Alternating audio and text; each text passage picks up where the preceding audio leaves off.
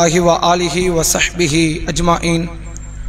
கண்ணியத்திற்கும் பெருமதிப்பிற்கும் உரிய எல்லாம் வல்ல அல்லாஹுவின் நல்லடியார்களே, அல்லாஹுடைய பேரருளால் ரமலான் மாதத்தினுடைய 2வது நோன்பில் லுஹருடைய தொழுகையை ஜமாத்தோடு நிறைவேற்றிவிட்டு அல்லாஹுடைய ஆலயத்தில் அவனது மார்க்க செய்திகளை அறிந்து கொள்வதற்காக இந்த சபையிலே ஒன்று திரண்டிருக்கிறோம்.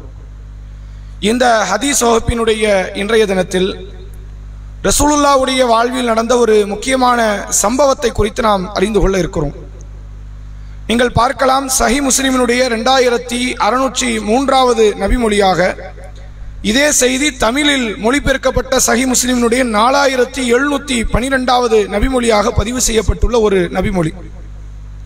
அல்லாஹ்வுடைய தூதர் அவர்கள் காலத்தில் உம்மு சுலைம் ரதியல்லாஹு அன்ஹா, அனஸ் ரதியல்லாஹு அவர்களுடைய தாயார் உம்மு சுலைம் அவர்கள் ஒரு அனாதை சிறுமியை எடுத்து வளர்த்தார்கள். அந்த அனாதை சிறுமியை ஒரு முறை ரசூலுல்லாஹ்வோடு நடைபெற்ற ஒரு சம்பவத்தை குறித்து நம்ம பார்க்க போறோம். இந்த அனாதை சிறுமியை அல்லாஹ்வுடைய தூதர் அவர்கள் ஒரு முறை திட்டுறாங்க. ரசூலுல்லாஹ் யாரையும் அவ்வளவு சீக்கிரத்தில் திட்ட மாட்டாங்க. அந்த பொண்ணு ஏதோ ஒரு சேட்டை ஏதோ பண்ணியிருக்கு போல, அதை பற்றின செய்திகள் இல்லை. ரசூலுல்லாஹ் ஒரு வார்த்தையை சொல்லி அந்த பெண்ணை சாபமிடுவதை போன்ற ஒரு வார்த்தையில பயன்படுத்துறாங்க. அல்லாஹ்வுடைய தூதர் அவர்கள் கேட்கிறார்கள், ஆந்திஹியா, நீ சின்ன பொண்ணு தானமான்னு சொல்லிட்டு ரசூலுல்லாஹ் கேட்கிறாங்க. லக்கது கபீர்த்தி லா கபீர சின்னுக்க, அல்லாஹ் சின்னுக்கு, உன்னுடைய வயதை அல்லாஹ் ஒருபோதும் அதிகப்படுத்த கூடாது அப்படின்ட்டாங்க. நீ சின்ன பொண்ணு, அல்லாஹ் உன் வயசை அதிகமாக்க கூடாது அப்படின்ட்டாங்க.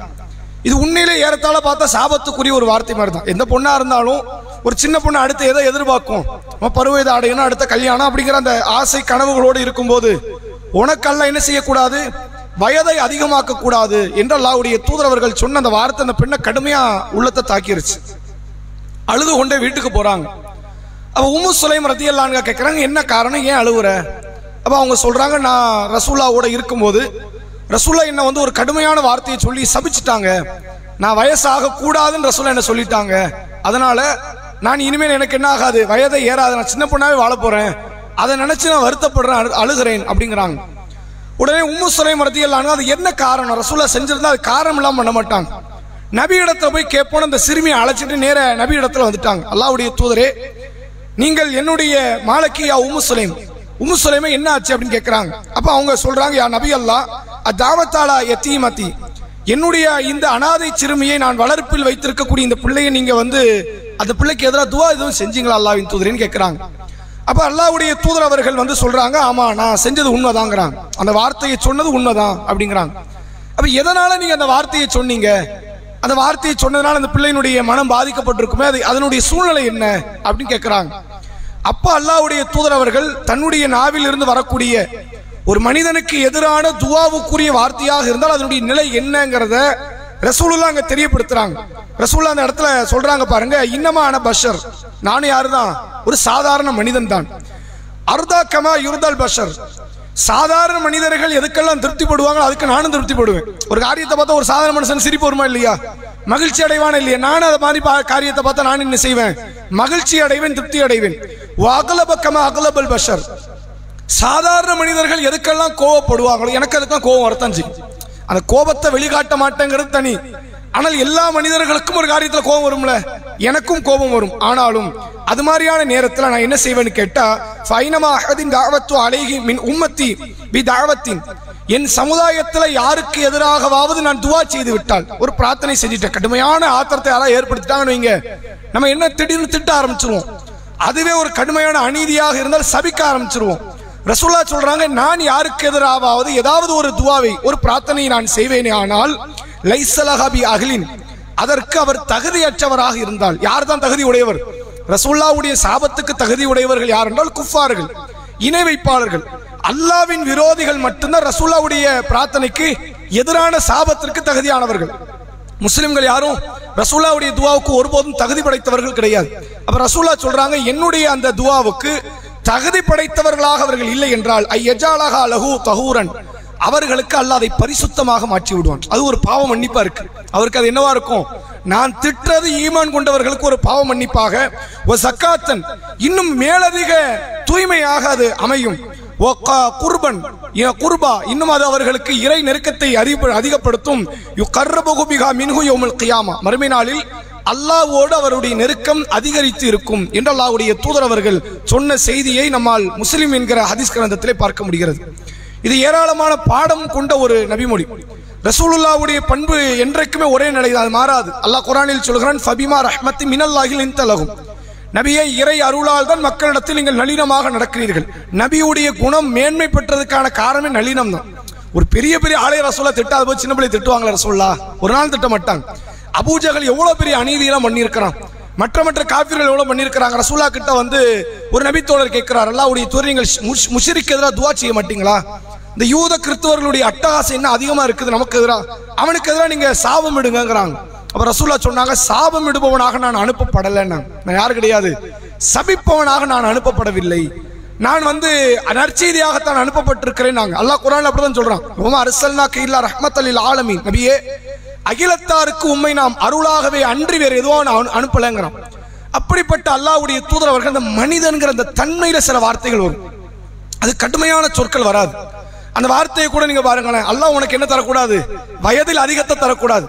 அதை பாசிட்டிவா கூட அந்த வார்த்தையை புரிந்து கொள்ள முடியும். ரசூலுல்லாஹ் இது மாதிரி வார்த்தை வரும்போது ரசூலுல்லாஹ் என்ன சொல்றாங்க, நானும் மனுஷன் தான், நீ எதுக்கெல்லாம் ரியாக்ட் பண்ணுவியோ நானும் அதுக்கு ரியாக்ட் பண்ணுவேன், நீ எதுக்கெல்லாம் திருப்திப்படுவியோ நானும் அதுக்கு திருப்திப்படுவேன், நீ எதுக்கெல்லாம் கோவப்படுவியோ நானும் அதுக்கு தான் கோவப்படுவேன். நான் வானவரா, எதை பார்த்து கடந்து போகக்கூடிய ஒரு நபரா, சாதாரண மாணவர்களுடைய இடத்துல உள்ளவங்க கிடையாது, சாதாரண மனிதன் தான் என்பதை அல்லாஹ்வுடைய தூதர் அவர்கள் சொல்லிவிட்டு, ஆனால் அல்லாஹ் எனக்கு கொடுத்த அருள் என்ன தெரியுமா, இந்த முஸ்லிம்கள்ல நான் யாரையாவது திட்டி விட்டால், யாரையாவது சாபம் ஏற்படக்கூடிய வகையில் ஒரு பிரார்த்தனை நான் ஏற்படுத்தி விட்டால் அல்லாஹ் அவருக்கு அதை பரிசுத்தமாக மாற்றுகிறான். அவர் பாவம் மன்னிக்கப்படும். அது பரிசுத்தத்துக்கு என்ன அர்த்தம், அவருடைய பாவங்கள் சிலதை அல்லாஹ் மன்னித்து விடுகிறான். அது மட்டுமல்ல, இறைவனுடைய நெருக்கத்தை அல்லாஹ் அவருக்கு ஏற்படுத்தி விடுகிறான் என்று அல்லாஹ்வுடைய தூதர் அவர்கள் சொல்கிறார்கள். இது ரசூலுல்லாஹ்வுடைய பெருந்தன்மையை காட்டக்கூடிய ஒரு நிகழ்வு. பொதுவாக யார் எந்த துவா செஞ்சாலும் அந்த துவா நடக்கும்னு நினைப்பாங்க. நான் துவா செஞ்ச அல்லாஹ் என் சமுதாயத்துக்கு நீ என்ன செஞ்சிடாத, நான் ஏதாவது எதிராக கேட்டுட்டா கூட அதை நீ ஏற்படுத்தி விடாத என்று அல்லாஹ்வுடைய தூதர் அவர்களுடைய பண்பாடாக இருந்தது என்பதை நம்மால் இந்த நபிமொழி மூலமாக பார்க்க முடிகிறது. அதே நேரத்தில் நீங்க ரசூலுல்லாஹ்வுடைய மற்ற நற்குண ரீதியாக பார்க்கலாம். ரசூலுல்லாஹ் யாரையுமே செயற்கையாகவோ இயற்கைனா சில பேருக்கு ஃப்ளோல வந்துடும் வார்த்தை, சில பேர் திட்டமிட்டு பேசுவாங்க. இந்த வார்த்தையை தான் பேசணும் முடிவெடுத்து சண்டை போடுறதுக்கு முன்னாடியே இன்ன வார்த்தையை சொல்லி அவனை திட்டணும் முடிவெடுத்துட்டு வருவாங்க. ரசூலுல்லாஹ்க்கு முடிவெடுக்கவும் தெரியாது, அந்த திட்ட விஷயத்தை என்ன செய்ய தெரியாது, முடிவெடுத்தும் பேச மாட்டார்கள். இயற்கையாக ரசூலுல்லாஹ்ட்ட அந்த மாதிரி வார்த்தைகள் வராது, சாபமிட மாட்டார்கள், திட்ட மாட்டார்கள். நபி அவர்கள் அதிகமாக ஒரு நபரை திட்டதா இருந்தா என்ன வார்த்தை சொல்லுவாங்க, இந்த மனிதருக்கு என்ன நேர்ந்ததுன்னு கேட்பாங்க. என்ன சொல்லுவாங்க, இந்த மனுஷனுக்கு என்னப்பா ஆச்சு, ஏன் இவர் இப்படி இருக்கிறார், இந்த கூட்டத்துக்கு என்ன நேர்ந்தது. இதை தவிர நபியினுடைய வார்த்தையிலிருந்து எந்த ஒரு சாபமிடுகிற வார்த்தை வராது. ஒருவேளை வந்துச்சுன்னா அது என்னவா தான் இருக்கும், வஹியா தான் இருக்கும். லஅனல்லாஹுல் யஹூத வன் நஸாரா, அல்லாஹ் யூத கிறிஸ்தவர்களை அழித்து நாசமாக்கட்டும். லான ரசூலுல்லாஹி ஸல்லல்லாஹு அலைஹி வஸல்லம் எத்தனையோ செய்தி நீங்க பார்க்கலாம். அதாவது பச்சை குத்தி விடக்கூடிய பெண்கள், பச்சை குத்தி கொள்ளும் பெண்கள், ஒட்டுமுடி வைத்து விடும் பெண்கள், வைத்துக் கொள்ளும் பெண்கள், அறத்தால் தன் பல்லை கூர்மையாக்கும் பெண்கள், இவர்களை அல்லாஹ் சபிக்கிறான், ரசூலுல்லாஹ் சபிக்கிறாங்கன்னு என்ன அர்த்தம், இது நபியினுடைய சொந்த சபித்தல் கிடையாது. அல்லாஹ் சபிக்க சொல்கிறான், நபி சபிக்கிறாங்க. அதுதான் நபியால முடியுமே தவிர நபி அவர்கள் இயல்பாக எந்த சாபத்தை வெளியிட மாட்டாங்க.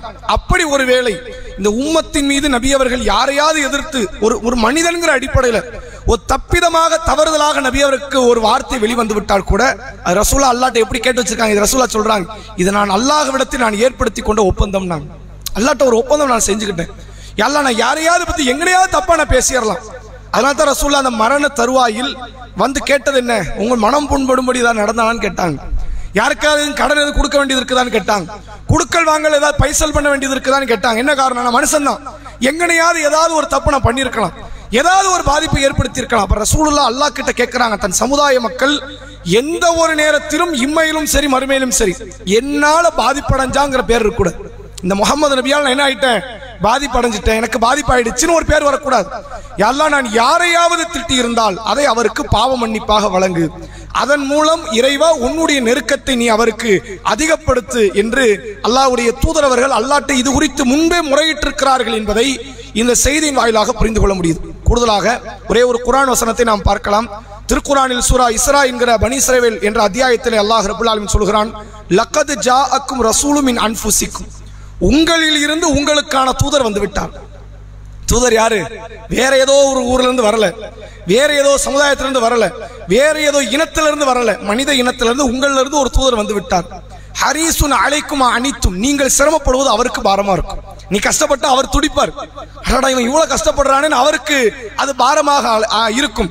அசீசுன் அலைக்கும் பில் முஃமினீன ரഊஃபுர் ரஹீம், உங்கள் மீது பேரன்பு மிக்கவராகவும் இறை நம்பிக்கை கொண்டவர்கள் மீது அதிக இரக்கம் காட்டக்கூடிய நபராகவும் இவர் இருக்கிறார் என்று அல்லாஹ்வுடைய தூதரவர்களை அல்லாஹ் அடையாளப்படுத்துகிறான். ஒருபோதும் ரசூலுல்லாஹ் வாயில் இருந்து சாபத்திற்குரிய வார்த்தைகள் வராது. அதை தாண்டி மனிதன் என்கிற அடிப்படையில் எங்கேயாவது லட்சத்துல ஒரு முறை, கோடியில ஒரு முறை நடக்கிற மாதிரி சில இடத்துல இது மாதிரி அபூர்வமா 1-2 நடந்திருந்தா கூட ரசூலுல்லாஹ் அதை முன்பே அல்லாஹ்ட்ட என்ன கேட்டிருக்காங்க, அல்லாஹ் நான் மனுஷன், எங்கனையாவது ஒரு தப்பான ஒரு வார்த்தை யாருக்கு எதிராக நான் பேசிடலாம், அதை அவருக்கு பாவ மன்னிப்பா கொடுத்துரு, அதை ஏத்துக்காது, அதை என்ன செஞ்சிடாத, நீ அதை சாபத்துக்குரியதாக நீ பார்க்காத, அதை நீ ஏற்றுக்கொள்ளாதே, அதை நீ அவருக்குரிய ஒரு பாவ மன்னிப்பாகவும் இறைவனுடைய நெருக்கத்தை ஏற்படுத்தக்கூடிய காரியமாக அமைத்துவிடு என்று அல்லாஹ்வுடைய தூதரவர்கள் சொல்லியிருக்கிறார்கள் என்றால், உண்மையில் இந்த சமுதாய மக்கள் மீது நபி அவர்கள் வைத்த பற்று மாறி வேற யாரும் வைக்க முடியாது. வேற யாருக்கு அப்படி ஒரு நேசம் கொண்ட ஒரு தலைவரை ரசூலா கடத்தி நீ பார்க்க முடியாது, இந்த உம்மத்து காணாது என்ற அளவிற்கு நபி அவர்கள் இந்த சமுதாயத்தின் மீது அளவு கடந்த நேசம் வைத்திருந்தார்கள் என்பதை நம்மால் புரிந்து கொள்ள முடிகிறது. நாளைய தினத்தில் இன்ஷா அல்லாஹ் வேறொரு செய்தியின் மூலமாக நாம் செய்திகளை பார்ப்போம். வாஹிரு தஅவானா அல்ஹம்துலில்லாஹி ரப்பில் ஆலமீன். அஸ்ஸலாமு அலைக்கும் வரஹ்மத்துல்லாஹி வபரகாத்துஹு.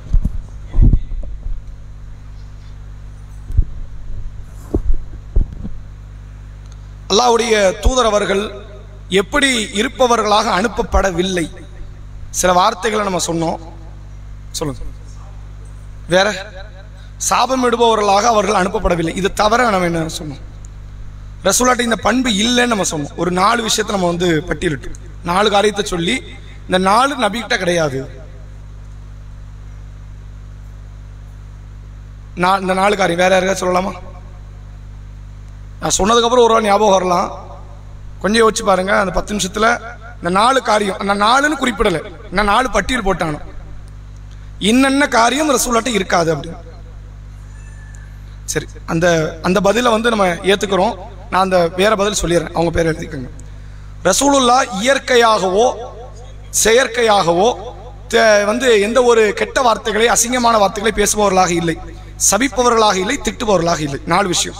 இயற்கையா ரசூலுல்லாஹ் பேச மாட்டாங்க, செயற்கையாக ரசூலுல்லாஹ் கொச்சையான வார்த்தை பேச மாட்டாங்க, சபிக்கவும் மாட்டாங்க, யாரையும் திட்டவும் மாட்டாங்க. இது நபியுடைய பண்பு. அல்லாஹ் அப்படித்தான் அந்த நபியை உருவாக்கி வைத்திருக்கிறான் அப்படிங்கறத இந்த செய்தியில புரிஞ்சுக்கணும். அஸ்ஸலாமு அலைக்கும் வரஹ்மத்துல்லாஹி வபரகாத்துஹு.